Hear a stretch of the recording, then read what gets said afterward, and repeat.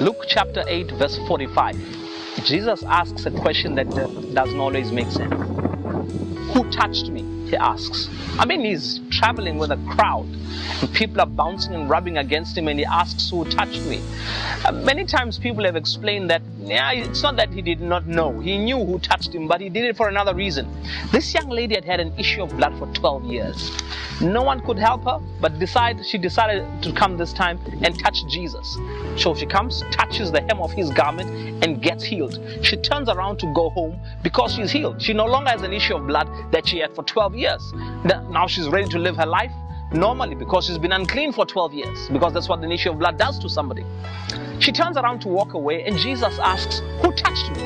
It's not quite a relevant question because the lady got what she wanted. You would think she got healing because that's what she wanted. But Jesus, knowing that she probably wanted, no, not probably, she definitely wanted more than just healing. She wanted a life back. He asks the question, who touched me? Later on, then the young lady realizes that she cannot hide the fact that she's the one who stole his power. She comes and she starts confessing.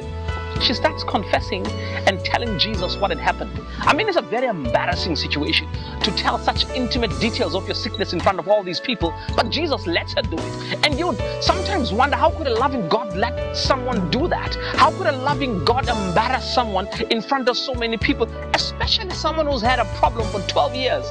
Why would he let her explain the intimate details of her illness in front of so many people? But he does. He stands there and listens, and everybody else is getting gossip material, and Jesus is standing there listening because he asked, who touched me? He could have known, of course he known, but he could have found out in another way, but he decides to do it this way. And there's a reason why. This lady had an issue of blood, 12 years. She comes to Jesus, touches the hem of his garment. When she goes home, who would have believed her? Who would have believed that she's been healed? And by the way, who do you show what to prove that you've been healed of an issue of blood? And who's interested to check? Who really wants to go and look and find out that you've really been healed? Nobody. But when Jesus asks, who touched me? The lady comes forward and starts spilling her beans, so to speak. Everybody who's there is getting gossip material. But it's not just gossip material. It's evidence that she's been healed. When that lady walked away from Jesus that day, having responded to this question, who touched me, she did not have to prove to anybody that she'd been healed. The people who were there who listened were going to be her witnesses that she has been healed. She doesn't have to show anybody anything. Nobody has to look at anything to know that she's been healed. She has been healed. People will say, I was there. I saw her being healed. People are going to be there to say, she told her story. Yes, they'll talk about those details, but they're going to say, and Jesus said, go, your faith has made you well. Instead of just being healed, Jesus knew that she wanted her life as well. And he asked that question to give her back her life. Sometimes when we pray for things, Jesus knows that we want a lot more than what we've asked for. Sometimes you asked for something and he knows that even when you get it, it won't change your life.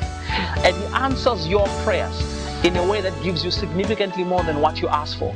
He answers the needs that you have in your life.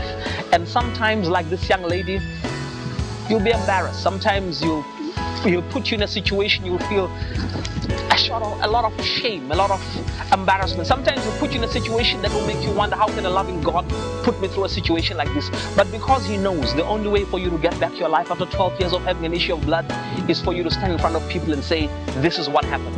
He'll let you go through it.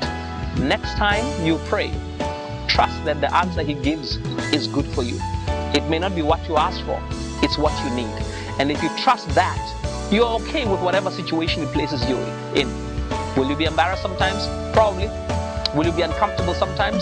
Most likely. But will he be giving you more than what you ask? Will he be giving you exactly what you need in your life? I'll bet you he will. Just trust him. God bless you.